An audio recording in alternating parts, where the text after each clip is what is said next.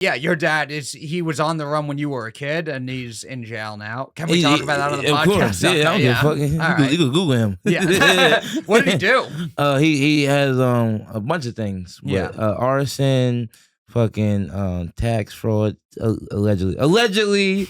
Allegedly on I mean, he was convicted. Technically, but I'm gonna still say allegedly. Yeah, technically, and allegedly, and hypothetically, and intentionally, theoretically, and Negro League, and Fight Club Lee, and all that shit. Whatever Lee. Yeah, expeditiously. That's it. There's like tax fraud and arson. Well, you got a nice range there. And gun charges and all that shit. Gun charges. There was a felon before that shit, so they were like, "Where are the receipts for your tax return?" He's like, "My house just burnt down." Yeah. It was actually a business. It was he had a restaurant, and then what happened was the store next door caught on fire, and they tried to put that on him too.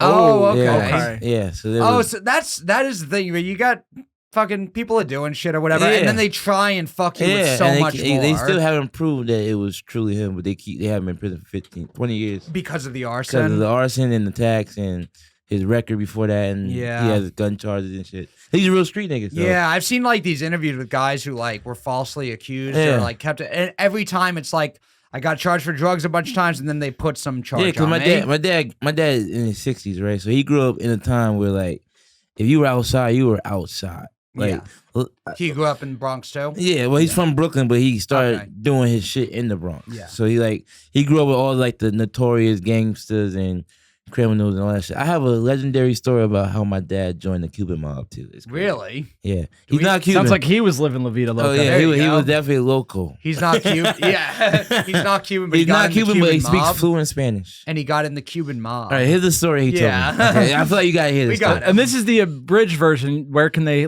hear the longer version? Never.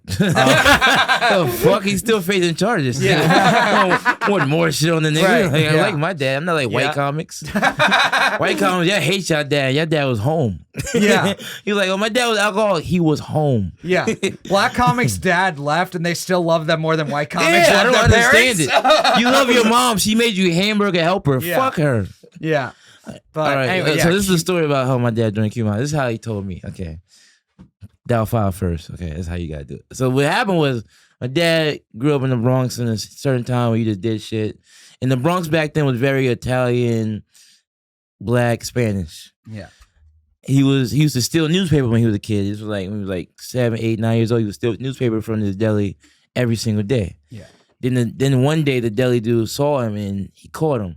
And my dad tried to get in a taxi car and he tried to punch the taxi dude.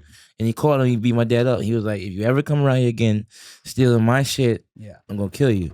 Fast forward years later, because my dad didn't go to school like that. He was one of them kids, black kids back then. Fuck school, I'm gonna be a gangster. And then they go to prison, and they get your diploma when you're 50 years old. Yeah. Weird, right?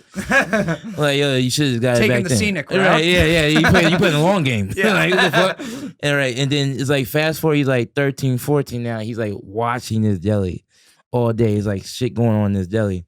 The same deli he tried to steal from.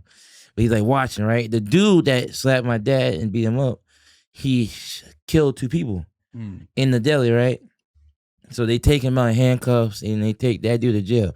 And my dad's watching the whole thing. Then my dad walks in the deli and he's like looking around and then he's like, yo, who owns this deli? Who runs this deli now? And then there's a dude mopping up blood and he's whistling. Yeah. And he goes like, right, he's mopping up blood and he's like, you do. To my dad. This is a goddamn movie. That's what I'm saying. That's what I'm saying. And then my dad starts like running numbers and shit. And he's like, I think he said like a week goes by, he was running numbers. And then at the end of the week, 2 big like Cuban dudes with suits on with glasses and like the whole thing comes to the deli and they ask him like, who told you to run this deli? And then he gives them a brown paper bag. They look at it and then they walk out. And that's how my dad started running numbers and shit. Wow. For the Cuban mob. For the Cuban mob. And he's not Cuban. I thought Cuban hate black people.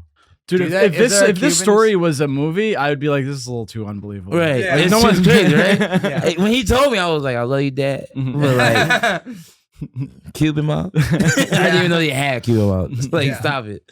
But then it was like he got ill stories like that. And he speaks fluent Spanish. He speaks fluent Spanish. So this route is better than Duolingo in terms of language. I mean, I don't think the Italian mob would have let him in. You know how the Italians are with black people. Mm-hmm. They love black people, but they say racist shit all day. Yeah. Mm-hmm. Which is crazy. A lot of commonalities, though. Yeah, because we love Italians, but we say racist Italian shit all day. Mm-hmm. Yeah. Locker Room Talk. Check it out wherever podcasts are sold.